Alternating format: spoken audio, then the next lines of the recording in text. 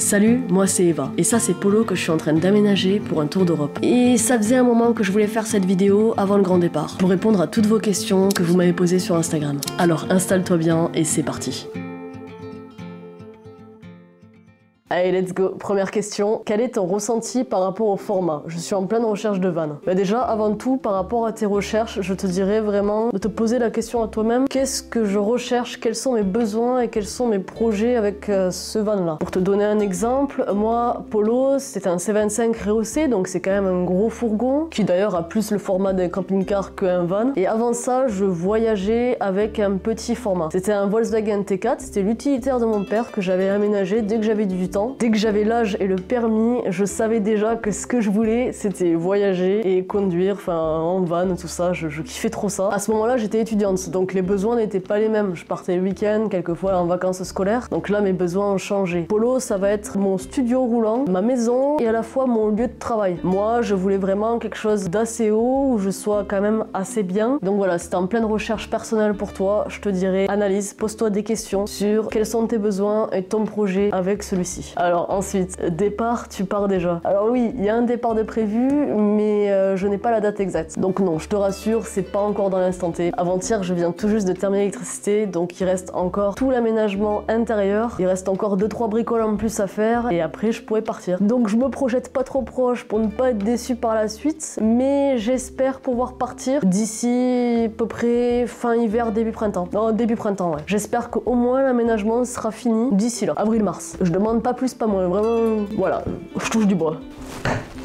Yes. Alors là, j'ai une question qui est plutôt intéressante. As-tu peur? Si oui, de quoi? Alors, est-ce que j'ai peur? Dans la plupart du temps, non. Mais la question a le mérite d'être posée. J'avoue qu'il y a des moments où j'ai eu quand même relativement assez peur. Et d'ailleurs, petite anecdote pour celles et ceux qui sont pas au courant. Ma toute première expérience, ma toute première nuit en van, justement avec le T4 que j'avais aménagé, a été catastrophique. Car ma première nuit en van, j'ai failli me faire cambrioler. C'est-à-dire que si je me serais pas réveillée, je sais pas ce qui serait passé. Je me suis réveillée au beau milieu de la nuit, c'était 3h24 exactement. J'ai regardé par la fenêtre instinctivement et là je voyais des gars qui étaient en train de regarder autour. J'ai ouvert la porte, j'ai crié Woufi, attaque, alors que mon chien était en train de dormir, donc il n'a absolument rien fait. Tout était catastrophique ce soir-là, c'était vraiment trop bizarre. En tout cas, tout ça pour dire que le risque zéro n'y est pas, d'autant plus quand on voyage seul en van en tant que fan. Et je dirais qu'avant tout, il faut absolument s'écouter soi. Si un jour tu décides de prendre ton van et que c'est la fin de journée, que tu recherches un spot un petit peu où tu vas aller dormir, je pense qu'il faut vraiment prendre le temps, au moins 5 minutes, et te demander à toi-même qu'est-ce qu'on fait. Genre, ok Eva, il commence à se faire tard, qu'est-ce qu'on fait ce soir? Est-ce que je me sens d'aller faire un bivouac en pleine nature? Ou est-ce que je préfère aller dans une aire de camping-car? Ou alors dans un parking? Ou alors là ça va pas du tout, il faut que je recharge les batteries, ce soir je vais prendre l'hôtel. Je suis persuadée que c'est vraiment ça la base. Il faut absolument apprendre à s'écouter soi et suivre ses intuitions. Alors une question un peu plus légère, combien de kilomètres il avait quand tu l'as acheté? Alors si je me rappelle bien, il a fait entre 260 et 270 000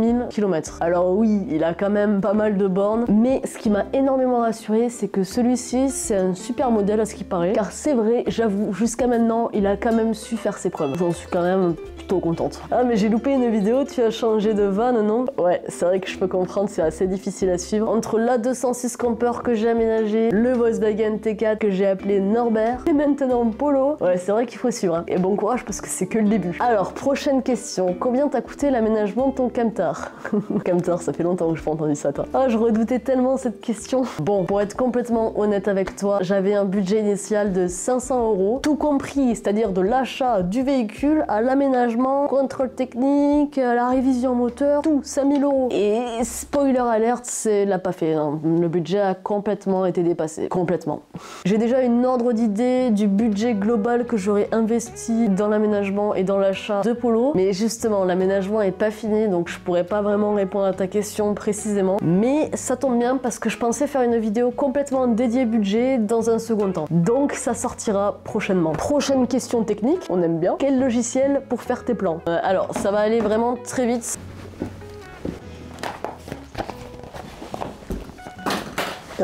C'est vraiment tout simple, tu vois, tu prends ton carnet, tu prends ton stylo, puis voilà, le tour est joué. Non, plus sérieusement, j'ai déjà essayé plusieurs fois de faire des plans sur SketchUp, le classique, mais j'avoue que je suis pas du tout patiente. Donc ouais, non. Coucou, je viens tout juste de découvrir ton projet, quel est ton itinéraire de prévu? J'en ai pas.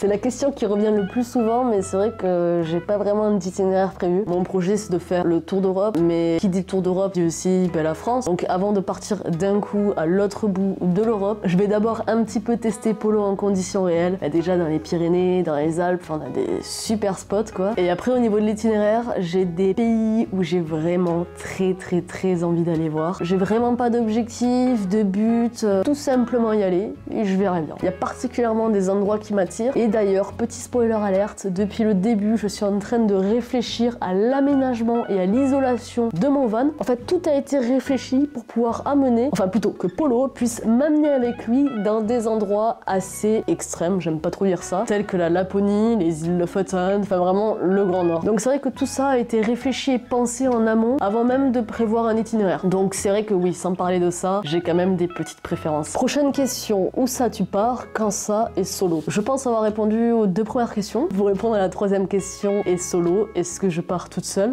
Oui et non. Sur le principe, oui, je voyage seule, mais il y a Skoll aussi avec moi. Ça fait 2 ans que je l'ai, pas parti plus d'1 semaine avec lui pour l'instant, mais là déjà je vois clairement que c'est un super compagnon de route et que je vais trop kiffer voyager avec lui, ça va être incroyable. Mais en fonction de l'endroit où je vais aller, peut-être que je ne pourrai pas toujours prendre Skoll. Les autorisations d'entrée sur le territoire avec un animal n'est pas forcément partout pareil, donc en fonction de ce fameux itinéraire, je verrai. Mais si on compte pas Skoll, pour répondre à ta question, oui, je vais voyager seule. Alors cette question, elle date un peu, mais tu vas comprendre pourquoi je la ressors aujourd'hui. Et la personne qui l'a posée risque certainement de se reconnaître. Moi j'ai une question, tu les mets où tes potes? Promis, je suis minimaliste. Oui, du coup j'ai repris cette question parce qu'elle fait sens à la toute première question que j'ai répondu de cette vidéo. C'était sur le choix du format de mon van. Parce que même si je voyage seule, je voulais avoir l'opportunité de pouvoir accueillir une amie, plusieurs amis, ou même pouvoir tout simplement partager avec d'autres créateurs, créatrices, avec qui on aspire les mêmes choses. C'est pour ça que Polo répondait parfaitement à toutes mes attentes, parce que c'était un van immatriculé 5 places assises, qui est vraiment cool, enfin, comme une voiture quoi. Et en plus de ça, Polo sera équipé de 2 grands lits, 2 places, donc super cool franchement. Est-ce que tu le fais passer en VASP? Justement, avant je parlais de la carte grise et du fait qu'il était déjà aménagé d'origine, qui a été encore un gros point positif sur l'achat de Polo, parce que quand je l'ai acheté, il était immatriculé VASP. Donc la carte grise, il y a marqué caravane VASP. Donc trop bien. Et franchement, quoi demander de plus? C'est top. Prochaine question, quel livre amènes-tu? Ça c'est marrant comme question parce que vous êtes nombreux et nombreuses à me conseiller des livres et je trouve ça très bien, hein, il n'y a pas de problème. Allez-y, conseillez-moi des livres. Je sais pas comment le prendre à force, peut-être à croire que j'ai une tête à lire des livres. Non, en vrai, j'adore ça franchement. Continuez, c'est trop cool, que j'aime trop en fait. Puis souvent, c'est des chouettes trucs par rapport à la liberté, par rapport à la quête de soi, la quête de sens à travers le voyage. Mais j'avoue, contrairement à ce que vous pourrez penser de moi,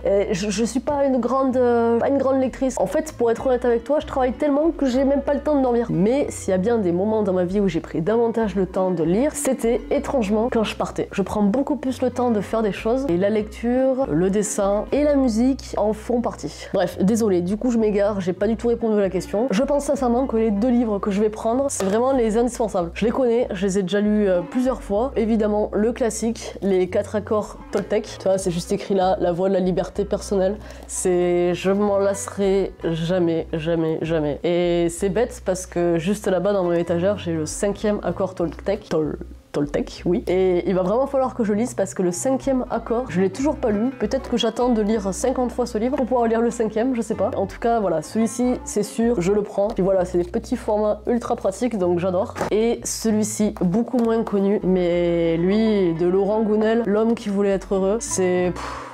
En fait, j'ai même pas les mots, il m'a tellement travaillé, c'est pareil, ça c'est un livre que je pourrais jamais m'arrêter de lire. Puis on le voit au niveau de son état, il commence bien à être jauni. Voilà, ça c'est pareil, c'est un super livre qui fait réfléchir. Ce que l'on croit peut devenir réalité. Puis voilà, c'est le genre de livre où en fait tu vas les lire plusieurs fois dans ta vie, genre peut-être une dizaine de fois, et à chaque fois tu vas y retrouver 10 moralités différentes, et c'est trop bien. Évidemment, forcément, c'est sans compter les nombreuses cartes hygiène. Putain, j'en ai foutu partout.